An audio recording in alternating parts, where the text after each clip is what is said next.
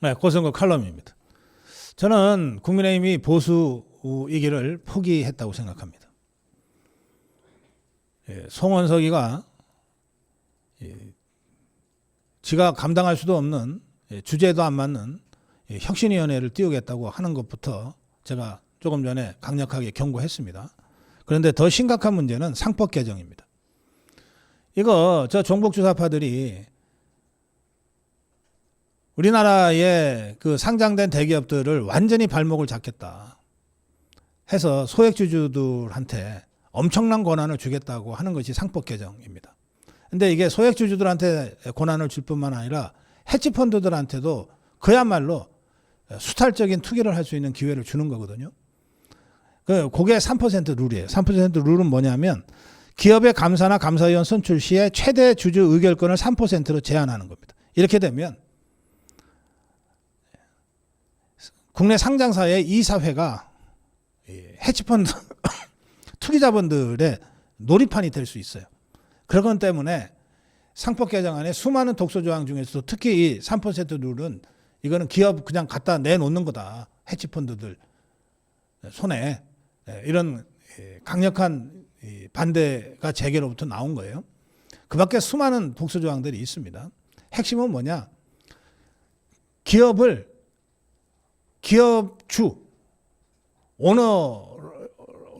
오너의 손에서 완전히 뺏어버리는 거예요. 그래서 소액주주들하고 해치펀드들한테 그냥 다 풀어버리는 거가 이번 상법 개정안의 핵심이에요. 그래서 윤석열 대통령이 거부권을 행사했던 겁니다. 그런데 이걸 지금 국민의힘에서 송원석이가 나서서 3% 안만 빼고 나머지는 우리가 동의해 주겠다.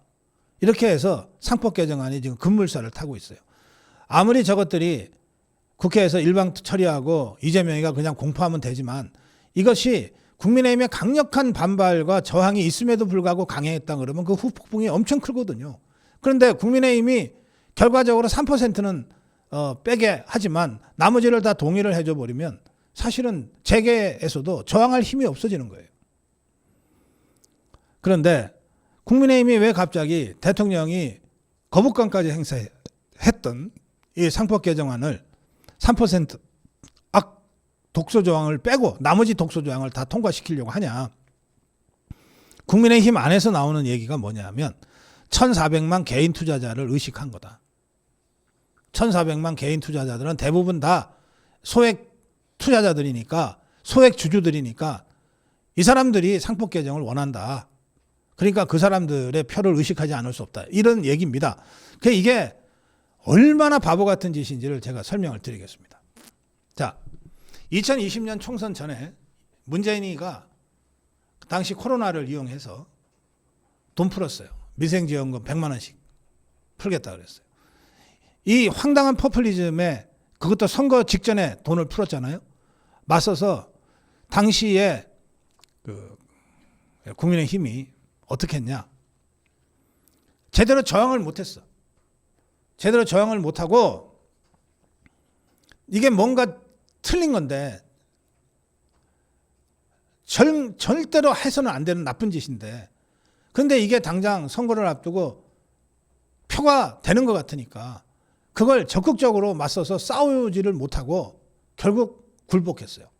굴복해서 어떻게 했냐. 그럼 우리는 50만 원 줄게 이랬어요. 이게 이게 유치원생들도 아니고 바보도 아니고 자 좌파는 100만 원 준다 그러고 우파는 50만 원 준다 그러고 경쟁을 한다면 국민들이 누굴 선택하겠어요? 50만 원 선택할 바보가 있어요? 국민들 중에? 어차피 이쪽 다 저쪽 다 준다는데 그러면 많이 주겠다는 쪽 선택하지. 그 100만 원 주는 쪽으로 다 선택한 거예요. 그게 2020년 총선 대참패의 주요 원인 중에 하나예요. 그러니까 끝까지 싸웠어야지. 저것들은 돈 풀어서 나라를 망쳐먹으려고 하는데 우리는 그걸 지키기 위해서 싸우는 세력이다. 최소한 이렇게는 싸웠어야지. 무조건. 그래야 자유우파의 정체성을 지켜가는 거 아니에요. 선거에서 지더라도 남는 게 있지. 저 사람들은 올바른 원칙을 지키기 위해서 표 안 될 줄 알면서도 싸웠다. 이런 소리라도 듣지. 그 소리 못 듣게 됐어요?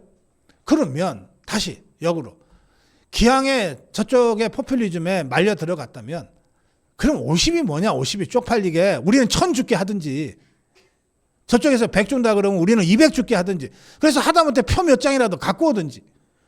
이것도 아니고 저것도 아니고 허경영이만도 못하다는 소리가 그래서 나온 거예요. 이번이 똑같습니다. 자, 상법 개정안, 그래 1400만의 그 소액 투자자들의 표가 무섭다 치자고요. 그러면 소액 투자자들 입장에서, 소액 투자자, 주식에 투자하는 사람들이에요. 알 거 모를 거 다 아는 사람들이라고. 이 사람들 입장에서 상법 개정안, 윤석열 대통령이 거부권 행사했지만 그때부터 끝까지 밀어붙인 민주당을 찍겠어요? 아니면 반대하다가 거부권 행사하고 반대하다가 이번에 3% 그 룰은 빼주면은 동의하겠다고 한 국민의힘을 찍겠냐고. 100만 원 주겠다는 좌파 찍겠냐고, 50만 원 주겠다는 우파 찍겠냐고. 똑같은 얘기 아니에요. 지금 이 국민의힘 송원서희가 이 짓을 하고 있는 거예요. 5년 전에 저쪽에 100만 원 공세에 대항하지 못하고 싸우지 못하고 우리는 50만 원 줄게 하고 쭈글스럽게 쫓아가다가 완전히 망해버린 그 길을 똑같이 걷고 있는 거라고. 자, 그런데 여기서 한번 근원적으로 얘기 한번 해봅시다. 대한민국은 자유민주주의와 시장경제 두 축으로 움직이고 있는데, 적어도 원칙적으로 그렇죠. 그런데 자유민주주의는 1인 1표. 한 사람이 한 표야. 재벌도 한 표, 노동자도 한 표. 시장경제는 1주 1표야. 회장이 10,000주 갖고 있으면 10,000표, 노동자가 한 표 갖고 있으면 한 표야. 이게 시장경제예요. 자본주의의 1인 1표 원칙과 시장경제의 1주 1표 원칙은 서로 잘 조화를 이루어야만이 상보할 수 있는 거예요. 그런데 이 시장의 이 원리, 시장이 1주 1표로 움직이는 이 원리를 무시하고 정치의 영역에서 움직이는 1인 1표만 가지고 시장에 갖다 들이대면 어떤 일이 벌어지냐, 이런 일이 벌어지는 거예요. 1400만 표가 무서우니까 1400만 표의 요구대로 그냥 상법 개정안 우리가 통과시켜주자, 이렇게 되는 거예요. 그러면 내가 이 국민의힘한테 묻습니다. 자, 어느 공장이든 공장은 오너가 한 사람이에요. 노동자가 100명이든 1000명이든 있죠. 그러면 그 오너는 기업주, 오너 한 표, 노동자 100표, 1000표. 농사 지을 때 땅 많이 가진 쥐주는 한 사람, 여기를 빌려서 임대하거나 소작하는 사람은 100명, 1000명. 그러면 지주 한 표, 소작 100표, 1000표. 그러면 자유민주주의는, 우파는 이길 수가 없지. 그런 식으로 계산하면. 그럴 수가 없지. 이길 수가 없지. 이게 공산당 논리예요. 칼막스가 복잡하게 설명했지만 간단합니다. 칼막스가 주장한 건 뭐냐? 자본주의가 발전하면 계속해서 노동자들은 많아지고 기업가는 적어진다는 거야. 기업가는 처음에는 10명이었다가 지그들끼리 경쟁해 갖고서 흡수되고 합방되고 점점 독점이 강해져서 결국은 마지막에 기업가, 살아남는 기업가 한 명 있고 나머지 99명은 다 노동자가 된다는 거야. 그러니 99명의 노동자가 한 명의 기업가를 못 이기겠냐, 선거를 한들 못 이기겠냐, 혁명을 한들 못 이기겠냐, 이 얘기예요. 그래서 이 노동자, 99%의 노동자, 이게 보편적 계급이니까 이 보편적 계급이 혁명으로 한 명밖에 안 되는, 저 한 줌밖에 안 되는 기업주 날려버리는 것은 역사의 정의다, 이렇게 보는 거예요. 그래서 프롤레타리아 혁명론이 필연적으로 나타난다고 얘기한 거야. 그 칼막스의 필연적 혁명론에 그대로 말려 들어가는 거 아니냐고. 기업가는 한 명이고 노동자는 1000명인데 그러면 우리가 기업가를 옹호하면 한 표 얻는 거고 노동자 1000표는 좌파한테 가는 건데, 그럼 우리 선거에서 못 이기는데 그럼 좌파해. 그러면 그런 계산법으로는 좌파하는 것이 맞아. 1400만의 소액 투자자 표가 겁나서 상법 개정안 반대 투쟁을 못하면 좌파하라고. 그건 우파 정당이 아니야. 그건 우파 정당은 뭐냐? 칼막스의 예측이 빗나갔잖아요. 노동자가 점점 많아지지만 그렇다고 공산주의 혁명이 이루어진 나라는 없잖아. 왜? 자본주의가 진화했기 때문에. 자본주의가 한 명의 독점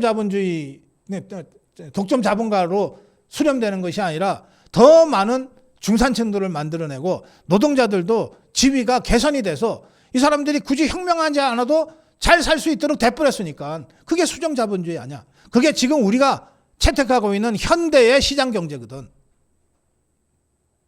우리가 자본주의에서 막스를 이겼단 말이야.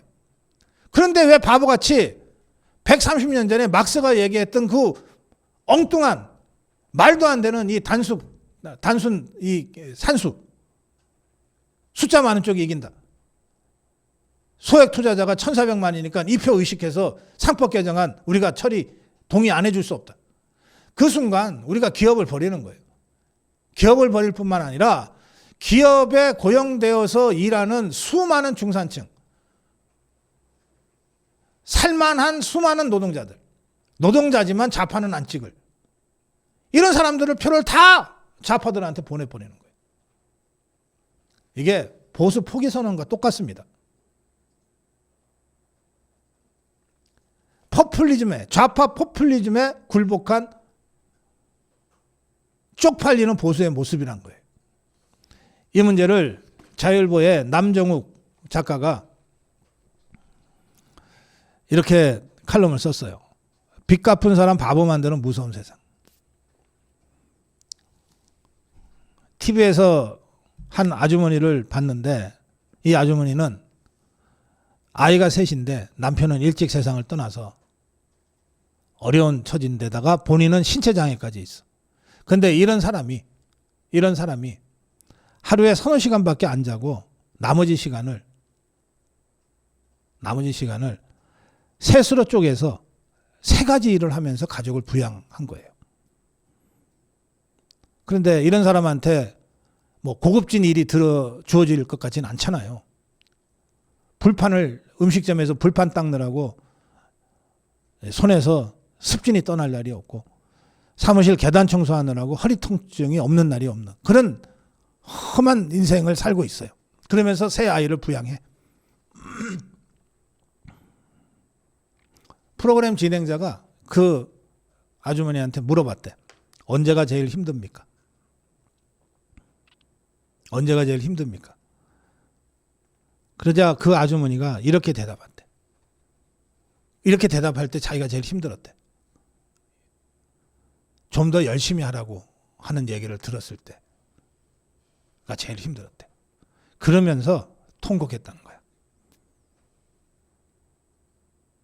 좀 더 열심히 하면 좋은 날이 있을 거예요. 라고 그야말로 좋은 마음으로 위로해주는 말을 들었을 때 제일 힘들었대. 그러면서 이 사람이 여기서 더 어떻게 열심히 하라고요. 여기서 더 어떻게 열심히 하라고요. 이게 대한민국을 지키는 서민들이에요. 어려운 사람한테 개인이 손을 내미는 건 자선이라 그럽니다. 그거는 그냥 개인이 결단하면 돼요. 아니, 내가 오늘 술 마시는 거 내가 술 마시는 대신에 도와주자. 10만 원이건 100만 원이건 자선할 수 있죠. 그건 개인이 도와주는 거니까 쉬워요. 어렵지만 쉬운 일이에요. 그런데 복지, 이거는 개인이 아니라 국가가 정책적으로 하는 거거든.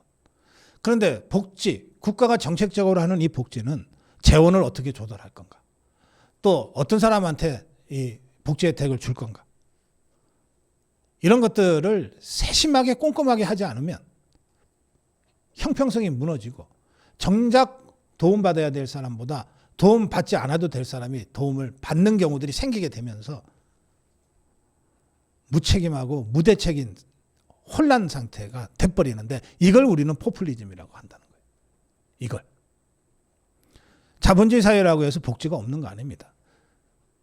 복지의 출발이 비스마르크였다고 우리가 알고 있잖아요. 비스마르크는 가장 강력한 자유주의 정치 철학자였어. 보수 정치인이었어요. 보수 정치인이 세계에서 최초로 복지 정책을 시행했다니까.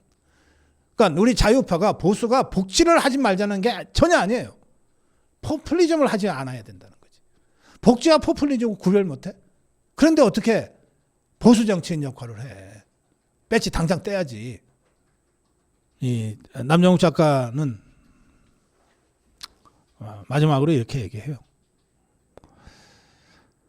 상식이 무너지는 세상이 될 거라고 예상은 했는데 이렇게 빨리 이 정도로 무식하게 시작될 줄은 몰랐다. 나라 운이 여기까지였나 보다. 이렇게 한탄하면서 칼럼을 맺습니다. 뭐 저는 대한민국 운이 여기서 끝났다고는 생각하지 않습니다. 우리가 겪어온 수많은 어려움과 같은 어려움 한 번 더 왔을 뿐이다. 이 정도 위기를 극복하지 못하면 나라를 건국한 이승만 대통령한테, 나라를 근대화하고 지켜낸 박정희 대통령한테 우리가 쪽팔려서 얼굴을 못 든다. 능히 극복할 수 있다. 이렇게 생각하지만 국민의힘이 상법개정안 가지고 완전히 보수인 것을 포기해버리는, 그리고 저 포퓰리즘에 투항해버리는 이 모습을 보고서는 한편으로 절망하고 한편으로는 그래서 이제 진짜 새로운 정치 세력이 나서서 제대로 판정리를 해야 돼 라고 하는 생각이 더 강하게 들었습니다. 고성국 칼럼이었습니다.